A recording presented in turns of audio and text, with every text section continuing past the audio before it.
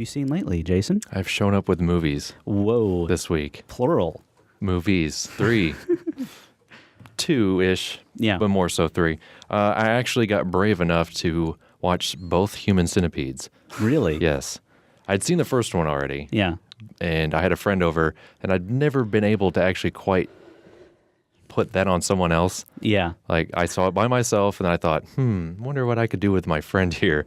I know, I'll show him Human Centipede, because that's what most friends do. Yes. They, It's a normal, they that's a just normal apply thing. that to all normal situations when friends are hanging out, and then there's a lot of bonding after a lot of crying, and it's all very good in the long run. Yeah. I will say the first one is 100 times better than the second one. Now, I got to talk to the You did. the president of IFC. Yes. Now, what he said was Human Centipede 2 might get banned in some states. Now, was This is that true. just like him just like blowing smoke a little bit, or was it that bad? Yes and no. I mean, I've seen some films that are a lot worse in terms of the gore, I guess you could say. Yeah. But it's just a disturbing film, and it's actually kind of, honestly, a little meaningless compared to the first one. Yeah. And it's a weird thing to say. And if you've never seen both of them, you're not really quite sure what I'm getting at. But essentially, the first one, it's very weird to say this out loud, but it kind of has a point. Okay. It serves a purpose in the genre and sort of what it's trying to do. It's a weird movie. Yeah. It goes way out there at times, but it works. That's the thing, it works. Yeah. Whereas the second movie doesn't work at all. It's just Okay. a mess of a movie. Yeah. Because essentially what they did was you have the plot of the first one, and then at the beginning of the second one, it's as if the first one never happened. The first one was just a movie. Okay. So the guy is watching the first movie, becomes obsessed with it, and then tries to portray it times 4. Okay. Like he tries to take the concept of the human centipede and apply it to 12 people Okay. in such an odd way. And I don't have any problem spoiling the end of the movie. Okay. But essentially it has one of those movies whereas nothing actually happened. None of the stuff you had seen actually happened. It was just him imagining all of it in his head. At least that's how I took it. And Yeah. it made it 100 times worse because of that. Because it subjugated you to all this stuff and then was like, it was just a dream. Yeah. It was like the end of St. Elsewhere. Okay. Like, it's in a snow globe. It's not a real hospital. It's kind of an interesting premise, though. It sounds kind of clever. The idea that the first movie is a movie is sort of acknowledging the film within the film. It was really clever in that way. But then it just, like I said, just ends with pretty much the first shot of the second film. That's how it ends. And it's just like, yeah. and then it cuts to black, and you're just kind of sitting there like, I've just been violated. No. And it meant nothing. Because at least there was I can't think of the word, but basically, at least there was a point. There was consequences or something. But if it's just in the guy's head, then you can't blame him for it. And apparently there's a third one from the same guy, and he says that he's going to make the third one make the second one look like a Disney movie. That's what he said. So now it's like, okay, this friend and I have this like bond now where we have to go see the third one. Yeah. Even though the second one was just awful. Yeah. I don't know. It's building relationships in the worst way possible, I guess. But because we had time to watch the second one. It was late, but he was like, I kind of want to see the second one now. Yeah. I kind of want to see, because I heard, based on what your conversation was, that it was just way out there compared to the first one. And I'd seen the first one, and I actually kind of liked it the second time around. And so, yeah, I wouldn't recommend it unless you've just got an hour and a half to kill. And now that you know the ending, that's on you. Yeah. You can accept what's going to happen. Exactly. But now I'm very curious about the whole thing. So yeah, I don't know. It's the guy. It's actually interesting. The guy's background that directed this, Tom Six. He actually developed the Big Brother TV series overseas before it came to the United States. So I'm kind of curious why he doesn't put maybe more stuff like that in his movies, like people watching other people, because he basically developed that for reality television. Yeah. I'd be really interested to see what he has to say about that, because apparently he went around and showed other people how to do that. I'm assuming he probably came over to the United States and showed CBS how to do it, and then just moved on to other things. But I had this weird feeling, because it didn't make a lot of money in it made the first one made a lot of money initially in the theaters, but then it made a ton of money on DVD, whereas the second one has not been that successful. So I'm actually kind of curious why the third one, just maybe because it's IFC's like, ha ha ha, like there's a movie that they're going to be talking about and our name is on it. Yeah, it might be an international thing. Maybe it's big overseas. I don't know. And it might be because I've seen a lot of Korean movies. I've talked quite a bit about Korean movies. I've seen worse in that genre from Korea. Yeah. So I wasn't like there was a few things I guess that I was like, I can't believe I'm watching this. Yeah. And I won't go into details to save everybody.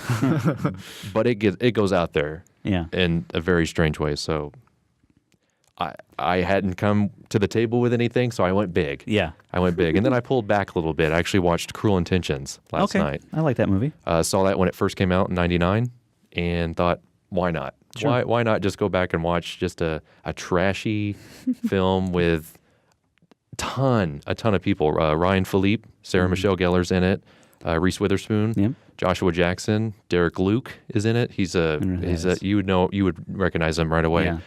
Selma Blair is also in it, and a bunch of other people. I actually enjoyed this movie. I like it a lot too. I've never seen it. I remember when it came out, but I really like this movie. And the weird thing about it, the second time around, it seemed very lean. Yeah. For a Hollywood movie, at least. It runs start to finish. It doesn't take really that much time to slow down at all. It just runs as soon as the movie starts. So my fiance had not seen it before. She enjoyed it, but I remember seeing it as like a teenager in the theater, thinking it was just like the best thing ever because of all the stuff they were getting away with. Yeah. And it holds up. I'll say that it actually holds up. It's still kind of hokey in places, but it works. The actors pulled it off. I mean, there's some talent there. Yeah. So that and this was before they were really well known. So it's kind of interesting to go back and see them at their beginnings, especially Reese Witherspoon. She seems like a completely different person in this movie compared to some of their more recent stuff she's done. So that's what I've seen lately. Cool. Well, I promised to watch 12 Angry Men last week, if you guys remember from the DVD game last week. I did not bring any more DVDs. Like I said, I'm not going to do it every week, but once in a while I'll bring in some DVDs for Jason to root through and force me to watch. And 12 Angry Men I did watch, and it's just a wildly engaging movie. I mean, even more so from the fact that it basically occurs entirely within one room. I was watching the special features on this, and it did not surprise me one bit to find out this was originally like a television show, like in the 50s. It's like they did it all live. They did it like a stage play live, and I mean, it was just amazing. There's this great scene where one of the actors is sort of spouting off all these racist beliefs and saying, "Oh, well, you know how they are, and this and that," and it's this amazing scene. The camera like pulls back, almost like the camera wants to get away from this guy, and then all the people at the table just start like turning away from him. They don't say anything to him. They don't like yell at him or tell him to stop. They just stand up and turn their backs to him, and it's just it's such a great scene. It's so amazing. It made me a little sad because I wondered if you could really like change people's minds that way today. Like if people are really open to that, maybe, I don't know. But I would be very curious to see how a movie like that sort of, I think everyone would root for that. And I think the movie would do well because people want that to happen. I don't know how realistic it is in today's sort of environment. I think that's what they were trying to do with Human Centipede. There's a double feature for you. Yes. 12 Angry Men and Human Centipede. Why not? Yeah. Well, they tried it with 12 people in the second movie, so it'd be a very odd court case. Yes. Okay, so the other one I watched was a movie called Island of Lost Souls, and this is another one that I had sitting on my DVD shelf that I had never watched. That had been sitting there for months. This is pre-code, so 1932. Which is what drew me to it in the first place. It was made about the same time as King Kong, so like 32-ish. It had a little bit in common with King Kong, at least the setting, like this distant island. It's basically based on the island of Dr. Moreau. Sure. Is it Wells wrote that? H.G. Wells. Yeah. Based on that novel where there's a mad scientist and he's trying to like combine humans and animals and do crazy experiments, and it's very twisted. And it's not twisted because like the monster makeup is so weird or because of, the way the monsters act. It's twisted because of the guy that plays Dr. Moreau, who is Charles Lawton, I want to say.